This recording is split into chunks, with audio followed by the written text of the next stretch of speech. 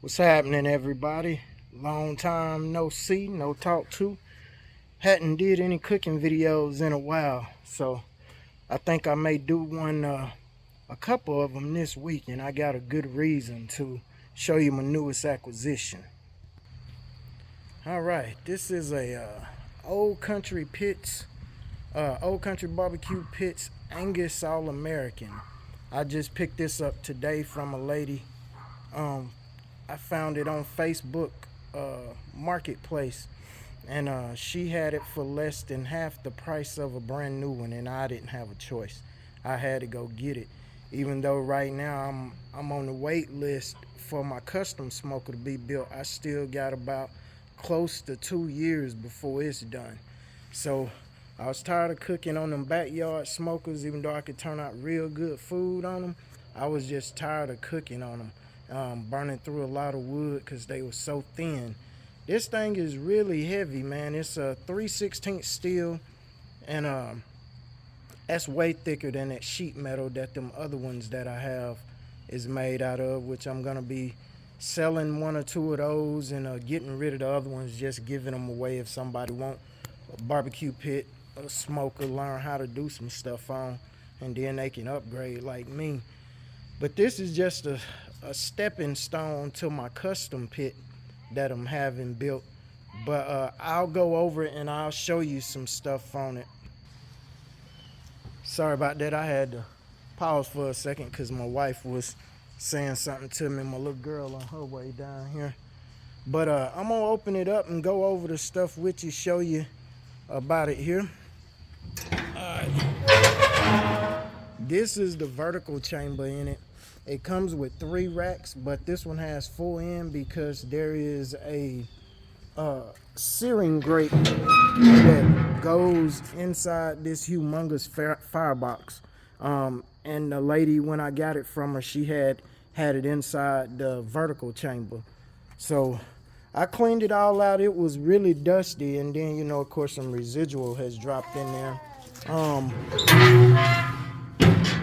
It's got 2 racks inside, but I'm gonna change that up. I'm gonna take that top rack and I'm gonna have, I'm gonna have another one. I'm gonna make me another one the same size as the bottom and put it on the top. All the videos I ever seen on these, which is very few, pretty much one guy, Heartland, I can't remember his whole page name, but Heartland something, I'm sorry brother for butchering it, but he's got the most videos on it. Stop, sweetie, stop, daddy can't hear good with you doing that. He's got the most videos on it, and he modded his, and just taking a cue from him, the first mod I did when I got home with this thing is I cut the baffle plate out. I took it out. That's dirty, baby. Throw that back up in there. Thank you. I don't want your hands getting covered in smut. But I took the baffle plate out, and what I did was, because I had noticed this when I looked at it at Academy the other day, I took the baffle plate and I actually welded the baffle plate inside there. And there's a good reason, because that throat, the throat that's coming, stop here, stop baby, the throat that's coming inside here was just way too big, way too much air is getting in. So what I did was, I put it right, I welded it right here, and you can see just how big a space that was in conjunction with the rest of the space that's down there. It was missing, a lot of the heat would miss this entire bottom rack. This entire bottom rack would get missed by a lot of the heat because the opening way up here, and you know, heat rises as it's going out. So I shut that down some. Now the heat has no choice but to come under here and come under that grate. I have quite a few modifications I'm gonna do to this thing.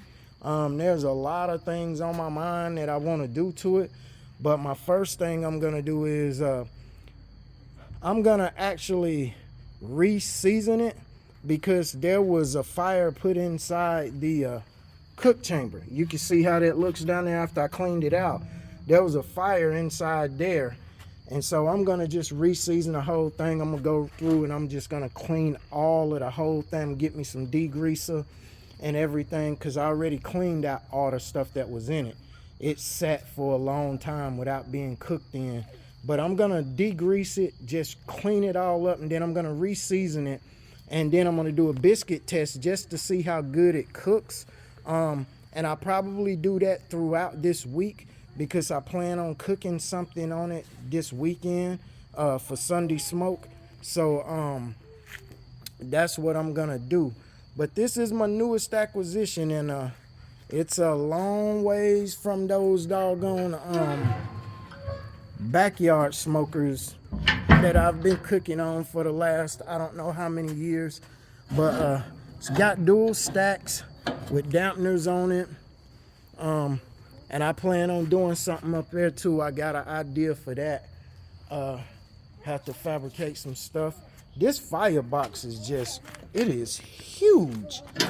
This thing, and I like the fact that that grill grate goes in there, because I can, you know, after smoking maybe some ribeyes or something for a little bit, I could just slide that grate up in there and let it get hot, and then I could just sear them real quick in here and be done with them.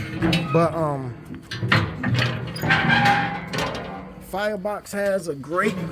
I'm not really crazy about that grate, so I got some stuff I'm gonna do. That grate, to me, that grate just seemed like it'll hold way more ash and not let enough ash fall through. So I got some stuff, some ideas of things I'm gonna do.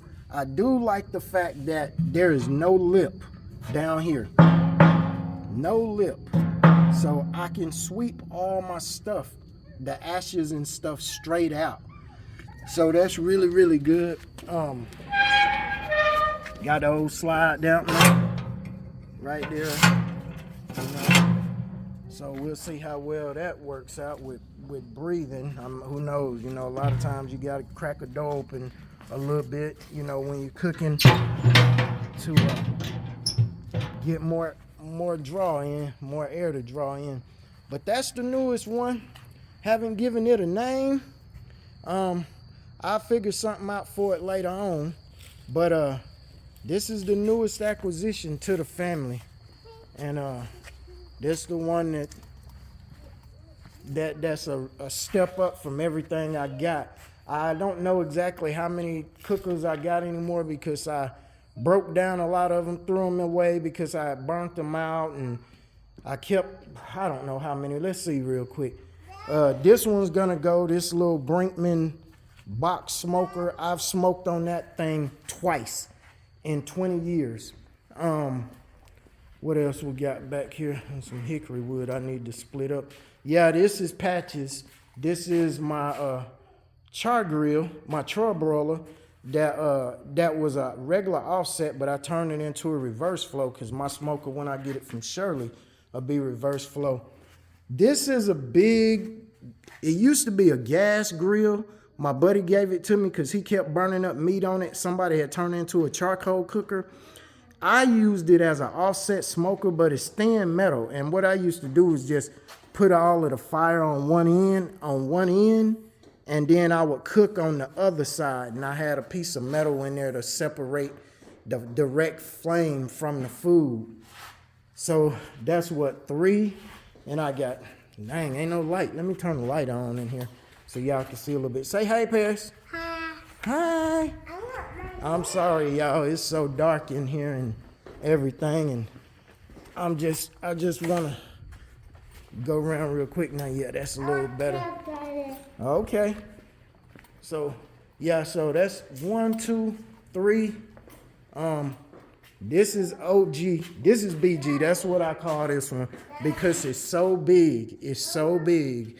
So, yes, darling. Daddy not putting a bounce house up today, baby. Okay? Maybe later, different day. But that grill is great if you just use charcoal only in it and just, you know, cook with it with charcoal. It cooks really well. But it does not cook as good as my OG. I've had this grill for close to 25, about 26, 27 years. It's a Brinkman. and I brought it back home with me from California. This sucker right here will grill some stuff. And then I got this Outdoor Gourmet vertical that I kind of modified. Now that thing surprisingly cooks very well. And then I got the little gas grill over here that I used to take with us when we raced motocross, and I would cook on it, just take it with us and cook on it. It's a story behind that thing. But yeah, that's the newest edition. And baby girl, come on, sweetie. Baby girl. Let's go, get your helmet. Don't touch anything over there. I have to watch her down here in the barn because she put her hands around stuff she don't really need to be touching. But yeah, that's the newest acquisition. I gotta figure out a name for it. I'm gonna change out these gauges that's on it. You don't need to, sweetie.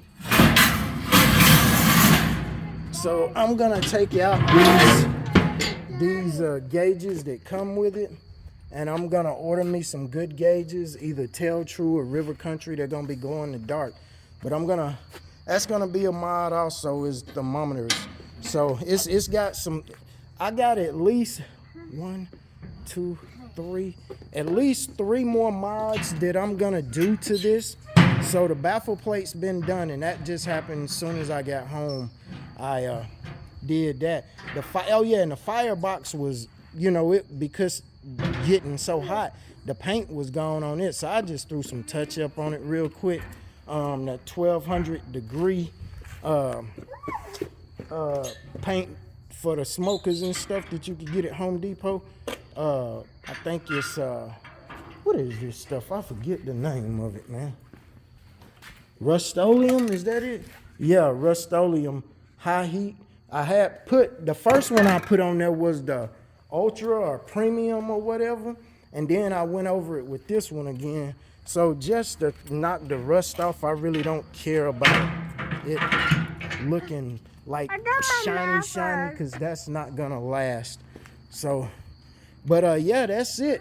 So look for more content to be coming on the Old Country Angus All-American. And I'm gonna figure out a name I want to give mine, and we're gonna do some cooks on it. All right, y'all have a blessed one. Later.